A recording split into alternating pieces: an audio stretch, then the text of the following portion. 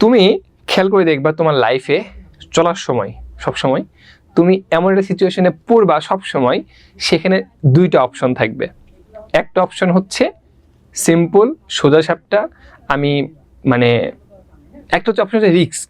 ধরো তুমি মানে কি বলে আমি লাভ দিব, অথবা আমি এক রাতে পড়াশোনা শেষ করে ফেলবো, অথবা আমি নেক্সটে ফার্স্ট হব, অথবা আমি যদি এটা করি এরকম হবে, মানে রিস্ক জোন থাকে একটা। আর আরেকটা থাকে হচ্ছে সেফ জোন, ঘুমায় গেলাম, ঝামেলা দেখলাম, বসে পড়লাম, মানে এইরকম একটা ব্যাপার।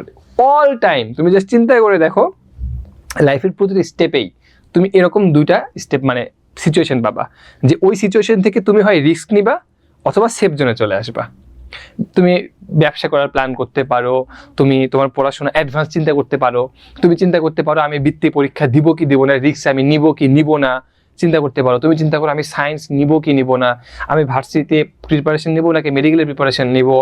মানে এই যে ব্যাপারগুলা, যেমন ধরো তুমি মেডিকেলের প্রিপারেশন নিচ্ছ, তার মানে কি মেডিকেল প্রিপারেশন যারা নেয় তাদের হাই রিস্ক হয়ে যায়, মেডিকেলের চান্স না পাইলে অন্য কোনো জায়গায় চান্স পাওয়া কঠিন হয়ে যায়, তার মানে কি ওইটা একটা রিস্ক। বাট চিন্তা করো তো তুমি রিস্ক নিতে সাকসেস হতে পারো, তাহলে তুমি ডাক্তার। এই যে ব্যাপারটা লাইফে সবসময় এরকম দুইটা পার্ট থাকে। অ্যান্ড মনে রাখবা সবসময় চেষ্টা করবা রিস্কটাই নেওয়ার। 20টা রিস্ক নাও, তার মধ্যে 2টা রিস্কে তুমি সাকসেস হয়ে যাবা, অ্যান্ড ওই 2টা তোমার লাইফ আগায় দিবে। সারা জীবন ওই সেফ জোনে ঘুরবা, তো তোমার লাইফ ওই সেফ জোনেই পার হয়ে যাবে, তুমি জীবনের ওখান থেকে বেরোতে পারবে না। কথা বুঝতে পারছো?